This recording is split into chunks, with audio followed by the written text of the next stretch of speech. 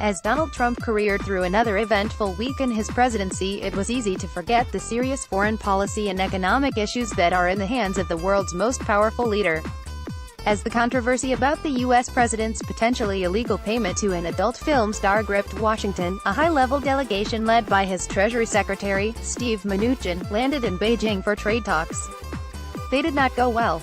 Both sides hardened their positions. The United States demanded that China reduce its trade surplus with the U.S. by $200 billion over 2 years. Beijing rejected the idea. And trade tensions between the U.S. and the European Union continue. Although the Trump administration last week granted Europe an extra 30 days reprieve from aluminium and steel tariffs, the U.S. Commerce Secretary, Wilbur Ross, said the move was only temporary. The EU shot back that it would not negotiate under threat. Further challenges loom in foreign policy in what could be a critical few weeks for the Trump presidency. By the end of this week, the president will decide whether to stay in the Iran nuclear deal, while details about the upcoming summit with the North Korean leader, Kim Jong-un, are expected in the coming days. As with many aspects of his life, Donald Trump treats big foreign policy decisions as if they were part of a reality TV show, keeping his audience in suspense before revealing the big climax. Take his tweet this week about a trio of Americans being detained by North Korea.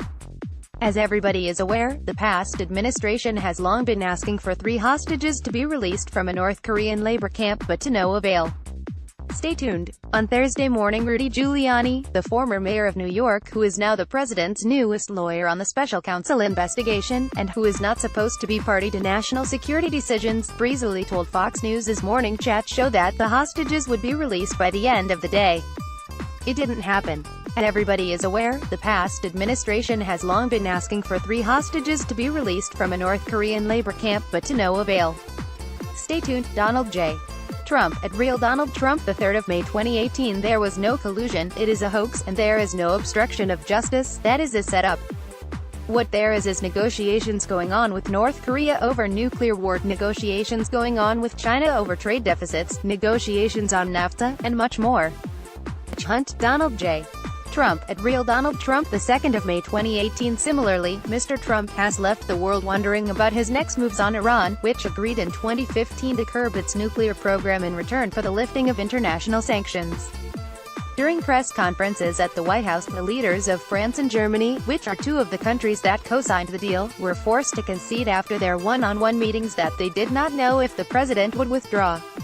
As Trump toys with the idea of pulling out of the Iran agreement and meeting his former foe Kim Jong-un, myriad issues present themselves. So far there is little indication of what the U.S. wants from the meeting with the North Korean dictator. Although the failures of the North Korean agreements under the Clinton and George W. Bush presidencies are still fresh in people's minds, the stakes are higher this time, as the president himself prepares to travel to meet Mr. Kim. Again, Trump's cipher theatrics is to the forefront of the decision-making process. He said last week that he wanted the summit to be held in the demilitarized zone between North and South Korea, as he liked the message it would send.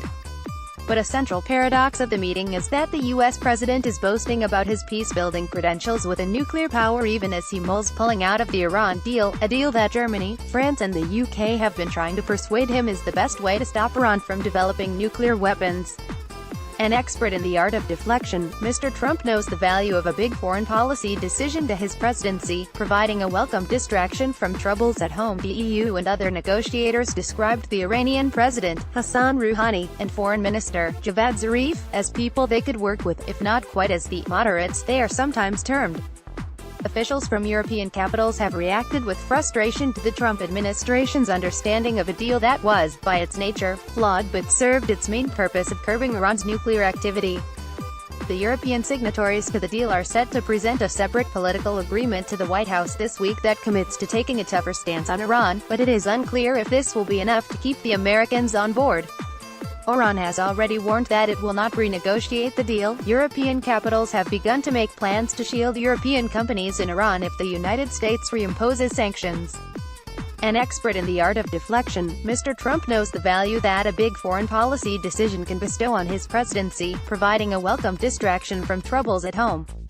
As he tweeted last week, there was no collusion, it is a hoax, and there is no obstruction of justice, that is a setup.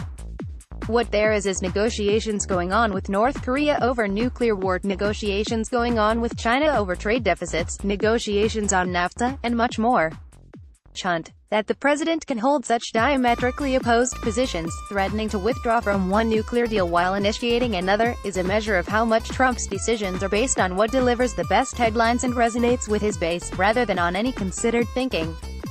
Trump may think that the possibility of bringing peace to North Korea, and even earning a Nobel Peace Prize, as suggested by the South Korean President, Moon Jae-in, may guarantee his place in history, whatever the finding of the Mueller investigation. But he would do well to remember the lessons learned by one of his predecessors. Richard Nixon may have made history when he visited China in 1972, but it was his impeachment, after the Watergate scandal, that defined his legacy. Trump may go to Korea, but in Washington the year-long investigation into Russian interference in the 2016 election will continue. Ultimately, impeachment could be the legacy of the 45th President of the United States.